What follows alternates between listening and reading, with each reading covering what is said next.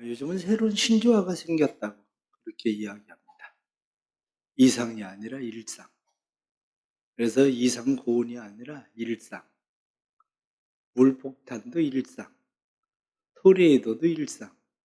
태풍도 일상. 모든 게 그냥 이상하다가 아니라 그냥 일상이 되어져 버린 일상. 또 하나는 복구 불가. 한번 터졌다 하면 복구가 안 될 정도로 처참하게 완전 파괴된다는 거죠. 그래서 이제 복구가 불가능할 정도로, 그래서 복구 불가. 세 번째는 난생 처음. 근데 이제는 난생 처음이 일상이 된다는 겁니다. 사람들이 계속 살아가면서 계속 말하는 것이 난생 처음 만나는 일이다. 사람들이 물난리가 나면 80년 만에 난 처음 만나는 일이다. 이렇게 말하는 것처럼 사람들이 난생 처음, 이것이 모든 사람들의 입에서 저절로 나오는 얘기가 될 거다. 그런 이야기입니다. 그러나 그리스도인들은 힘들고 어려울 때일수록 하나님 바라보고 하나님 믿고 의지하고 살아야 됩니다. 왜냐하면 우리의 삶의 주권자, 주관자는 하나님이십니다. 우리의 생명은 하나님의 손에 있습니다. 그러기에 우리는 하나님의 손에 있음을 늘 믿고 살아가는 겁니다. 생명은 참 신비합니다. 생명에는 유전자를 담고 있습니다. 유전자는 부모로부터 자식에게로 전해지는 여러 가지 특징, 형질로서 동물의 모양, 크기, 성질 등의 고유한 특징을 만들어내는 인자로 유전 정보의 단위를 유전자라 한다. 그렇게 되어 있습니다. 유전자는 세포 핵 속에 염색체를 구성하는 DNA의 일부로 사람의 유전자는 약 15,000개에서 30,000개 정도 추정하고 있습니다. 이처럼 유전자는 DNA 일부로서 하나의 모세포가 있는데 그 모세포가 두 개의 딸 세포를 형성할 때에 모세포가 2배로 복제되는 거죠. 그래서 딸 세포에 나누어 들어가서 부모의 세대에 모든 것을 다음 세대에 이어주는 거죠. 그래서 부모가 자식에게 자신의 특성, 그것을 물려주는 것, 그걸 유전현상이라고 이야기를 합니다. 씨앗 중에서 아주 작은 씨를 성경에는 겨자씨 그렇게 이야기합니다. 겨자씨도 정말 조그만합니다. 누가 이스라엘 성지순례를 갔다 왔다고 선물을 줬는데 조그만한 카드 한 장에 겨자씨 하나 딱 붙여가지고 테이프로 딱 붙여서 줬어요. 돈 안 들이고 얼마나 성지순례에 선물 좋은 건지 겨자씨 그냥 뭐가 하나 딱 찍혔는데 테이프 하나 딱 붙여가지고. 겨자씨 아주 조그만합니다. 시골에서 자란 사람들은 시골에서 그 담배씨가 얼마나 조그만한지 알 겁니다. 담배씨.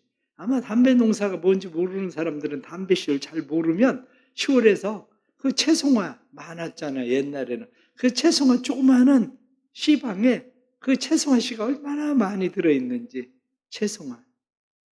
근데 요즘은 교회 앞에 달맞이 꽃이 피고 그럴 때 이 달맞이 씨가 어딨나 봐도 우리가 노란 달맞이는 씨가 있거든요. 그런데 얘들은 씨를 잘 못 보겠어요. 그런데 달맞이가 계속 퍼져요. 그걸 보면 분명히 달맞이 씨가 있거든요. 그렇습니다. 씨가 크다고 해서 유전자를 많이 담고 있는 것도 아니고 조그맣다고 해서 유전자를 조금 담고 있는 건 아닙니다. 정보를 조금 담고 많이 담고가 아니라 그냥 그대로 정보를 다 담고 있어서 이 조그만한 씨에 어떻게 이 형형색색의 이러한 꽃이 피울 수 있을까? 이 조그마한 알 속에서 어떻게 애벌레가 생기고 그리고 번데기가 되고 그 화려한 나비가 될 수 있을까? 참 기가 막힌 그런 일들이죠. 이게 다 어디에 의해서 되는 거냐? 유전자에 의해서 그대로 유전되는 거죠. 사도 바울은 예수님을 박해하던 사람입니다. 사도 바울이 예수 믿는 사람들을 왜 그렇게 박해했느냐? 그 이유는 사도 바울은 율법에 의해 방해되는 것들, 율법의 의의를 전파하는 이 일에 사도 바울은 그 방해되는 모든 것들을 타도하기 위해서 헌신했던 사람이기 때문입니다. 그래서 사도 바울의 그 열정은 얼마나 뜨거운 열정인지 누구든지 율법에 방해가 되면 그냥 두지 않겠다. 그래서 예수 믿는 사람들을 잔해하고 핍박하고 이러한 일들을 했습니다. 바울이 다메섹 도상에서 예수님을 만났습니다. 그런데 다메섹 도상에서 예수님을 만났을 때 예수님의 DNA가 바울 안으로 훅 들어와 버렸어요. 예수님의 DNA가 들어왔을 때 작은 영웅이 태어났습니다. 우리가 진짜 영웅은 우리가 생각하는 것처럼 막 어떻게 크고 막 장대하고 막 이런 사람들보다도 때로는 초라하게 보이는 사람들이 영웅이던 것처럼 기독교의 영웅, 이렇게 이야기하는 기독교 세계를 변화시키는 영웅이 바로 사도 바울. 이 사람 속에 예수 생명이 들어가니까 일어난 겁니다. 사도 바울은 예수님을 만나고 그는 예루살렘으로 갑니다. 예루살렘에 가서 오래 머물러 있지 않습니다. 잠깐 머물러 있다가 사도 바울은 하나님의 영의 인도함을 받아서 사도 바울은 자기의 고향인 다소로 내려갑니다. 다소로 내려가서 그는 다시 아라비아 광야에서 아마 3년 이상 있었을 것이다. 그렇게 생각이 됩니다. 무한히 한적한 광야, 그곳에서 철저하게 그는 예수 그리스도에게 훈련을 받습니다. 철저하게 받은 예수 그리스도의 그 DNA, 그 생명, 그것이 사도 바울을 훈련시키기 시작합니다. 사도 바울은 제자들에게 배운 거 아닙니다. 제자들에게 배운 것이 아니라 예수 그리스도의 생명을 갖게 되니까 그 안에서 생긴 거죠. 그래서 바울은 이야기할 때에 내가 그리스도와 함께 십자가를 못 박혀 죽었나니 그런즉 이제는 내가 산 것이 아니라 내 안에 그리스도께서 사신 것이다. 그래서 예수 생명의 작은 그 씨앗이 그 안에서 작동하기 시작한 겁니다. 바울은 원래 나면서부터 로마 시민권을 가진 사람입니다. 바울이 가지고 있었던 로마 시민권은 오늘날 기독교 선교사들이 당하는 문제, 두 가지의 어려움들을 그냥 자연스럽게 면제시켜줬습니다. 왜냐하면 그때 당시에는 어떤 지역에 대해서 치해복권이라는 게 없었습니다. 지역에 대해서 치해복권이 없었다. 그런 이야기는 치해복권이라는 것은 각 나라들마다 그 나라 속에 법이 통하지 않는 곳이 있어야 되는데 사실은 그때 당시에는 다 로마의 나라입니다. 로마의 제국이기 때문에 치해복권이라는 것이 별로 있을 이유가 없습니다. 사도 바울이 이탈리아나 스페인에 가서 외국의 사법권에 순종해야 되는 외국인이 아니라 그냥 그곳이 모두가 다 그냥 로마에 속해 있는 로마 제국일 뿐입니다. 빌립보나 예루살렘 거기에서 그가 고소를 하고 상소를 해도 그는 자기의 다른 나라 모국에 무엇을 하고 있는 것이 아니라 심지어는 예루살렘에서 그가 법에 호소를 해도 자기 나라, 그 나라도 한 지역의 일부일 뿐이지 딴 나라가 아니었습니다. 그러기에 사도 바울은 선교하고 있는 모든 나라가 다 자기 나라였어요. 사실은 로마라고 하는 그 나라, 각각 지역의 국가의 이름이 다른 것뿐이죠. 우리가 광주, 부산 이렇게 얘기하는 것처럼 지역이 다른 것뿐이었습니다. 뿐만 아니라 사도 바울은 자기 문화권에서 복음을 전한 사람입니다. 오늘날 전도하는 선교사들이 많은 어려움을 겪고 있는 그런 이유는 19세기 동안 동사가 너무 갈라져 있어서 어디에 가서 복음을 전하려면 선교사들은 다양한 습관, 생활 방식, 그리고 소비 규모, 사상, 전통 이런 것이 각각 다 틀려서 선교사들이 가가지고 선교하는 데 어려움을 겪고 있었지만 그때 당시엔 그럴 이유가 없었습니다. 왜냐? 다 로마의 문화를 따르고 있었던 그런 나라들이었기 때문입니다. 그런데 사도 바울은 거기에 더한 것이 있습니다. 그것은 로마의 실용성, 헬라의 융통성, 히브리의 강인성. 사도 바울은 그것을 더해서 이 장점들을 가지고 복음을 전하는 일에 쓰임받기 시작한 겁니다. 그러니까 오늘날 우리의 시대처럼 어떤 간격을 뛰어넘어야 될 필요가 있었던 것이 아니라 사도 바울은 단지 똑같은 환경에 살고 있는 집단들에게, 동료들에게, 시민들에게 통일된 제국 안에서 오늘날의 선교사들이 겪고 있는 문제들을 가지지 않고 그냥 복음을 전하던 선교사였습니다. 세례 요한은 세상에 와서 예수님의 길을 닦았습니다. 그런데 사도 바울은 예수님의 이정표를 세운 사람입니다. 예수님의 이정표를 세울 뿐만 아니라 기독교의 틀을 세운 사람이 사도 바울입니다.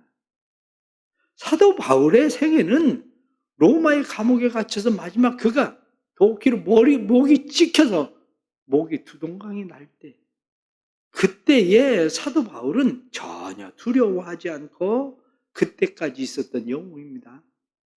그러나 그의 살고 있었던 삶의 모든 것들이 그렇게 편한 것만은 아닙니다. 왜냐하면 그때 당시에 사도 바울이 겪고 있었던 것을 보면 빌립보에서는 사도 바울은 분쟁으로 인해서 감옥에 갇히기도 하고, 그리고 고린도에서는 경쟁심이 심한 지역에서 그는 머물러 있기도 하고, 갈라디아에서는 율법주의들의 끊임없는 고발과 방해를 만나기도 하고, 그리고 글에 대해서는 돈이라면 사죽을 못 쓰는 거짓말장이들과 섞여서 복음을 전해야 했습니다. 더군다나 에베소라고 하는 것은 바람둥이들이 득실득실한 곳이 에베소였습니다. 그런데 사도 바울은 그 에베소에서 3년 동안 복음을 전했습니다.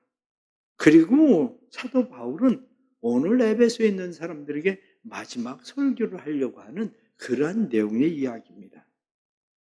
미국의 애플 컴퓨터 공동 창시자인 스티븐 잡스, 췌장암으로 2011년에 그가 죽었지만, 회사를 창업하고 회사가 제자리 걸음을 하고 사업이 지진부진할 때에 어떻게 이 돌파구를 탈출해야 되는데 어떻게 하면 좋을까? 제품은 좋은데 문제는 마케팅이 안 되는 거야.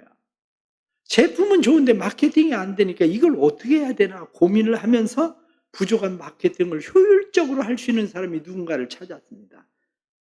스티븐 잡스가 찾은 사람이 누구냐면 마케팅의 귀재라고 이야기하는 그때 당시에 펩시콜라의 CEO였었던 존 스컬리를 찾았습니다. 그때 당시에 38살의 펩시콜라 회사의 사장이 되었었던 스컬리는 어떻게 하면 코카콜라를 뛰어넘어 볼 수 있을까? 그는 코카콜라를 넘어서기 위해서 그는 애를 썼습니다. 그래서 콜라병을 다시 만들고, 그리고 콜라병을 다양하게 만들고, 사람들 눈을 가리고 펩시콜라가 맛있냐 코카콜라가 맛있냐 실험하게 해서 코카콜라가 더 맛있다 선전하게 하고, 그리고 사람들이 편하게 가방에나 손에 들고 갈 수 있게 만들고, 그래서 그때에 펩시콜라가 코카콜라를 뛰어넘었습니다. 그때에. 그걸 알고 있었던 잡스는 스컬리를 데려와야 되겠다. 그래서 스컬리를 영입하려고 백방으로 애를 썼습니다. 그런데 스컬리가 미동도 하지 않습니다. 왜냐? 이미 명예도 가지고 있고 재산도 가지고 있고 이런저런 거 자기가 더 이상 모험을 해야 될 만한 그런 상황이 아닙니다. 그러니까 모든 걸 다 거절을 합니다. 그래서 그에게 보상과 지위를 계속 약속을 해도 거절을 해요. 그때 잡스가 스컬리에게 이야기합니다. 당신은 설탕물이나 팔면서 당신의 생애를 허비하고 싶냐? 아니면 세상을 바꾸는 일에 자신을 한번 던져보지 않겠냐? 그래서 그 말에 스컬리가 마음이 감동을 받아서 애플사로 가게 되는 거예요. 우리의 삶도 역시 마찬가지입니다.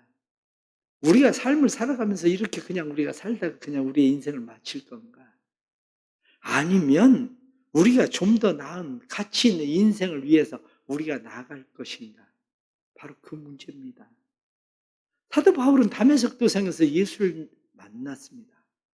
그때 예수님은 다메섹 도상에서 사울에게 그렇게 말합니다. 사울아, 사울아, 왜 내가 나를 핍박하느냐? 당신 누굽니까? 나는 네가 핍박하는 예수다. 그러면서 예수님께서 그에게 한마디 던집니다. 너는 나를 위한 이방인을 위해서 쓸 그릇이다.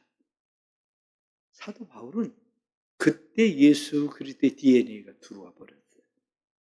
이방인을 위해서 한마디로 영입된 바울입니다. 우리의 삶에도 역시 마찬가지입니다. 사도 바울은 복음 전도를 1차, 2차 전도여행을 하고 사도 바울이 마지막 전도여행을 하면서 지금 사도 바울은 드로아에 머물러 있습니다. 드로아에 있는 성도들에게 이야기합니다. 난 예루살렘으로 갈 거다.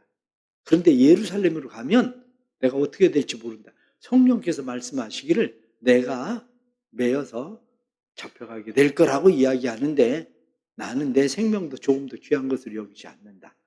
그런데 아마 너희들을 보는 게 아마 마지막이 될 거다. 그래서 밤이 늦게까지 그들에게 복음을 전하고 사람들은 열심히 복음을 듣습니다.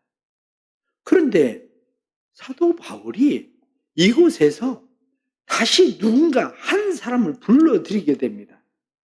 다시 불러들인 사람이 누구냐면 밀레도에서 사도 바울이 에베소에 있는 장로들을 불러들입니다. 에베소에 있는 장로들을 불러들이면서 왜 그들을 불러들이느냐? 사도 바울은 내가 다시 에베소로 돌아가지를 못할 것 같다. 내가 에베소로 돌아가지를 못할 것 같은데 그러면 이 사람들에게 어떻게 그리스도의 복음을 다시 확실하게 예수 생명을 전수할 수 있을까? 예수 생명을 줄 수 있을 것인가? 바로 그게 사도 바울의 마음 가운데 가지고 있었던 겁니다. 그래서 마지막으로 그는 사도 바울의 마음 가운데에 고별 설교를 하듯이 에베소에 있는 장로들을 불러다가 설교를 하게 되는 겁니다. 사랑하는 성도 여러분, 우리가 세상을 살아가면서 우리가 세상 가운데서 해야 되는 일들이 무엇인가? 세상에서 가장 성공적인 그리스도인이고 그리고 세상 사상, 세계 사상에 가장 놀라운 이력을 가지고 있었던 한 사람? 사도 바울이라는 사람이 영입되면서 그는 하나님 앞에 엄청나게 쓰임을 받기 시작합니다.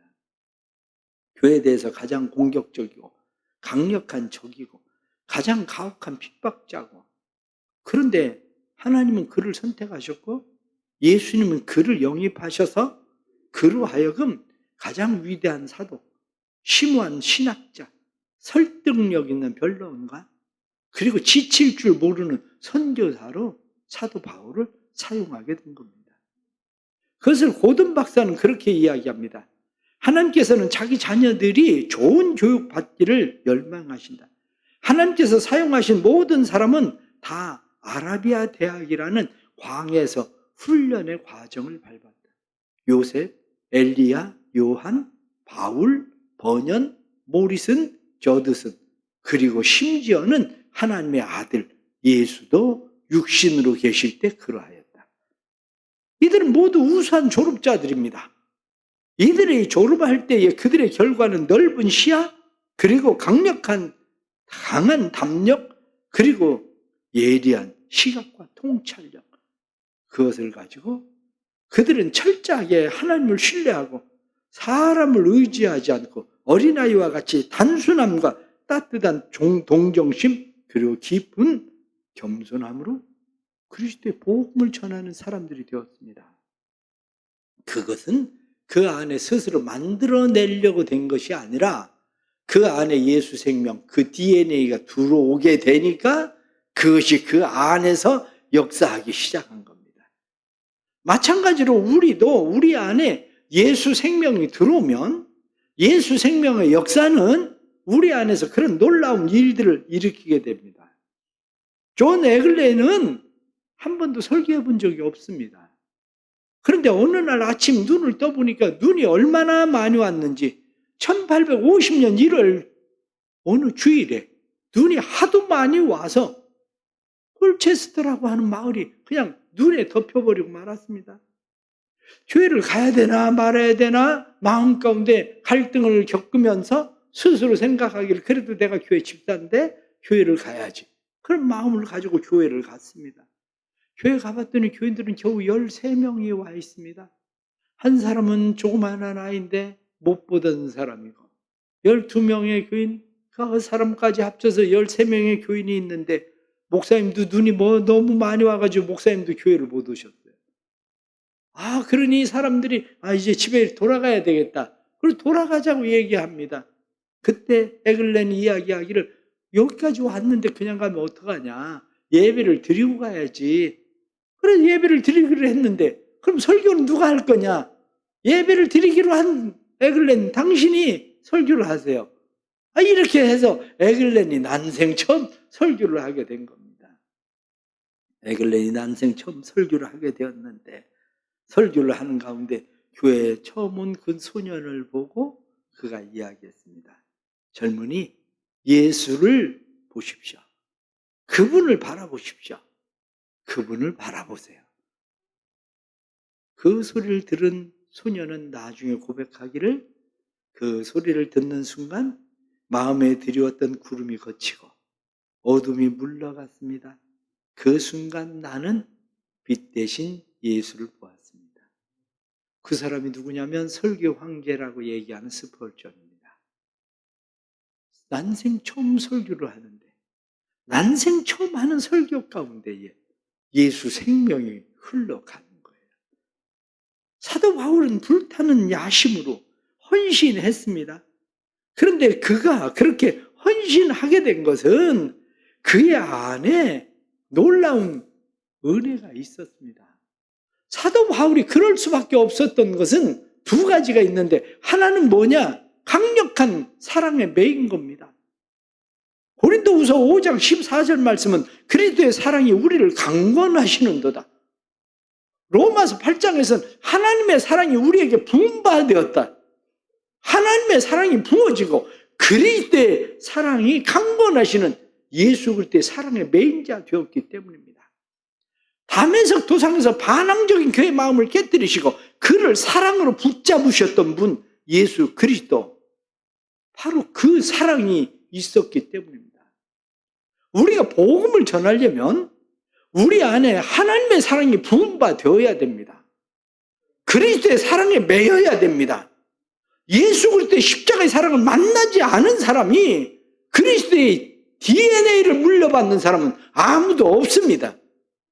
교회를 10년 다녔든 20년 다녔든 그게 중요한 것이 아니라 예수 그리스도의 십자가를 만나야 그리스도의 사랑이 내 안에, 그 생명이 내 안에 들어오는 거지, 그리스도의 십자가의 사랑을 만나지 못한 사람은 그 사랑이 들어오지 않습니다.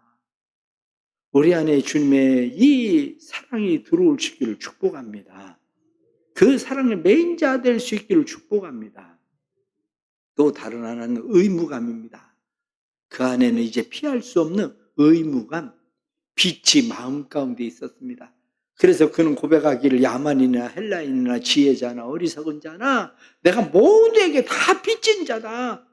그래서 인종이나 장애나 문화나 사회적 지위나 부와 빈곤, 문명 모든 것을 뛰어넘어서 그는 그리스도의 사랑을 전하는 헌신자가 될 수밖에 없었습니다. 사랑에 빚진 자, 그 빛이 의무가 될 때에 가슴이 뛰기 시작하는 거예요. 만약 여러분들이 누군가에게 빚을 지고 있다고 생각을 해보십시오. 그런데 전화 받으면 어떻습니까? 가슴이 뛰어요. 내가 빚을 지고 있으면 전화 오면 빚쟁이가 전화했나, 그래 가슴이 뛴다고. 우리가 예수 그리스도에게 빚을 져야 빚장인 줄 알아야 가슴이 뛰는 겁니다. 그래서 그렇게 사도 바울은 헌신적으로 사명을 감당하는데 내 생명을 조금 더 귀한 것으로 여기지 아니한다? 그래서 에베소 교인들에게 이야기하기를 내가 양떼를 돌보기 위해서 밤낮 쉬지 않고 온유와 겸손과 눈물로 양떼를 돌보았다. 누구 때문입니까? 예수 때문에. 그런데 예수님께서 온유하시고 겸손하시던 것처럼 자신을 예수님께서 번제물로 내어주시던 것처럼 사도 바울도 자신을 번제물로 주기를 원한 겁니다. 사도 바울이 한편으로 생각하면 좀 더 편한 길을 가려고 하면 에베소에 머물면 됩니다. 에베소는 당시에 안정적입니다. 에베소는 경제적으로도 부한 도시입니다. 에베소에 자신이 그냥 머물러서 3년 동안 머물러서 가르쳤었던 에베소에 그냥 지속적으로 머물러 있으면 사도 바울은 훨씬 더 편안한 삶을 살았을 겁니다. 그러나 사도 바울은 그렇게 하지 않고 하나님께서 사역자들을 불꽃의 사신으로 삼으시던 것처럼 자신을 하나님의 불꽃의 사신으로 쓰임받기를 원하면서 자기를 드리기 시작한 거죠. 사도 바울은 겸손한 마음이 점점 깊어졌습니다. 그래서 그의 성경들을 보면 고린도전서 15장 9절 말씀에 나는 사도 중에서 가장 작은 자라. 사도라 칭함을 받기에도 감당하지 못하겠다. 사도들 중에서 가장 작은 자. 그런데 그 후에 쓰여진 에베소서에 보면 에베소서 3장 8절 말씀에 모든 성도 중에 지극히 작은 자보다도 더 작은 자. 사도가 아니라 나는 이제는 모든 성도들 가운데도 지극히 작은 자보다 난 더 작다. 디모데전서 1장 15절 말씀에는 나는 죄인 중에 괴수다. 사도 바울은 점점 낮아져서 그 겸손함으로 섬기기 시작한 겁니다. 왜 그렇습니까? 그 안에 예수 그리스도가 복제되어서 그래요. 우리 안에도 예수 그리스도가 복제되어야 됩니다. 우리 모두는 다 하나님 앞에 설 자들입니다. 하나님 앞에 설 수 있는 사람은 예수 그리스도의 DNA가 있어야 됩니다. 그 생명이 있어야 하나님의 자녀가 됩니다. 그 자비로 구원받고 그 은혜로 살아가는 사람들, 그 사람들이 하나님 앞에 설 자들입니다. 오스트리아 함스부르크 황제들은 죽으면 비엔나에 위치한 카푸친 수도원에 지하 납골당에 안장이 됩니다. 프란츠 조셉 황제가 죽었을 때 거대한 장례식 행렬이 있었습니다. 이 거대한 장례식 행렬이 굳게 닫힌 카푸친 수도원 문 앞에 도달했습니다. 그리고 장례관이 수도원의 문을 두드렸습니다. 안에서 수도원장의 목소리가 들렸습니다. 문을 두드리는 분은 누구요? 그때 대답합니다. 나는 오스트리아의 황제이자 헝가리의 왕 프란츠 조셉이요. 그때 안에서 소리가 들립니다. 다시 말해보시오. 나는 당신이 누구인지 모르겠어. 당신이 누구인지 다시 말해보시오. 그때 다시 집행관은 그렇게 이야기합니다. 나는 오스트리아의 황제이자 헝가리, 보헤미아, 갈리시아, 로드메리아, 달마시아의 왕이며 트란실바니아의 대공작이자 모라비아의 후작이며 스티리아와 코린티아와 공작 프란츠 요셉이요. 그랬더니 안에서 다시 소리가 들립니다. 우리는 아직도 당신은 모르겠어. 그리고 이야기합니다. 그러면서 도대체 당신은 누구요? 그때 집행관이 무릎을 꿇고 말합니다. 저는 하나님의 자비를 겸손히 구하는 불쌍한 죄인 프란츠 요셉입니다. 그때서야 카푸친 수도원의 문이 열렸다는 유명한 이야기가 있습니다. 사랑하는 성도 여러분, 세상에서 얼마나 큰 일을 했느냐 그게 그렇게 중요하지 않습니다. 하나님 앞에 가서 서는 일은 그게 중요한 게 아니고 내 안에 예수 생명이 있는가? 예수 그리스도의 DNA가 나는 있는가? 나는 하나님의 사랑의 메인자인가? 그것이 우리에게 중요합니다. 나는 그 사랑의 빚진 자인가?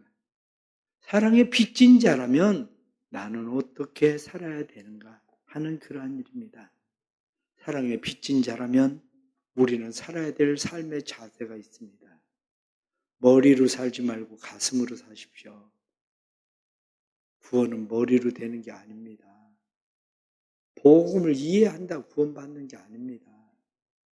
구원은 머리가 아니라 뛰는 가슴이 있어야 돼요. 예수 생명이 내 안에 들어와서 뛰는 가슴. 그것이 우리에게 필요합니다. 또 다른 하나는 성령에 매어서 사십시오. 사람에게 매어서 살지 말고 성령에 매어서 성령에 이끌려 사십시오. 무릇 하나님의 자녀는 하나님의 영으로 인도함을 받는다고 말씀한 대로 저는 우리 교인들 가운데 한 사람도 목사 때문에 교회 나와주는 사람이 없기를 바랍니다. 목사 때문에 교회 백날 다녀도 소용이 없어요. 목사 위에서 목사 얼굴 보려고 목사가 찾으니까 안 오면 전화라도 할까봐 아무 소용없습니다. 그것 때문에 신앙생활 하는 거 아닙니다. 어렸을 땐 그렇게 해서 나오는 것은 예수 그리스도의 DNA를 받으려고 나오는 거지. 그거는 예수 그리스도의 DNA 생명이 없으면 목사를 보고 교회를 백날 다녀도 아무 소용없습니다. 중요한 것은 성령에 매어서 사람 보고 신앙생활하는 것이 아니라 성령에 이끌려 신앙생활하는 게 중요한 겁니다. 하나는 사명을 쫓아 사는 겁니다. 내게 주신 사명이 무엇인가? 그 사명을 쫓아서 그 사명을 위해서 살아갈 때에 하나님은 우리를 붙드시고 우리를 사용하실 겁니다. 우리 안에 이 하나님의 놀라운 은혜가 살아가는 모든 성도들의 삶에 들어오시오. 그리고 말하는 은혜의 삶으로 우리 안에 나타나기를 간절히 바랍니다. 기도하겠습니다. 하나님 아버지, 우리의 연약함을 압니다. 우리의 죄인됨을 압니다. 우리를 도와주옵소서. 감히 죄인된 저희가 어떻게 하나님 앞에 설 수 있겠습니까? 그러나 하나님 우리를 도와주셔서 우리 안에 예수 생명을 부어주옵소서. 하나님의 사랑이 부흥받게 하시고 그리스도의 십자가에 내가 죽고 그리스도와 함께 다시 사는 사람이 되도록 도와주옵소서. 우리 사랑하는 모든 성도들에게 주님의 은혜가 임하기를 축복합니다. 사도 바울을 만나주시고 그 안에 작은 씨앗처럼 보여지지만 예수 생명이 담겨져서 예수 생명의 역사가 일어나던 것처럼 우리 안에도 예수 생명 들어오시고 예수 생명의 능력 나타나게 하여 주옵소서. 특별히 근본 우리 여름 수련회들을 통해서 어린아이들의 생명 속에 예수 생명의 역사가 일어나게 하여 주옵소서. 그래서 사도 바울과 같은 믿음의 세대들로 일어서게 해주시고 하나님께서 스카우트한 그러한 사람들처럼 사용되어질 수 있도록 성령님 도와주옵소서. 예수 그리스도의 이름 받들어 기도드리옵나이다.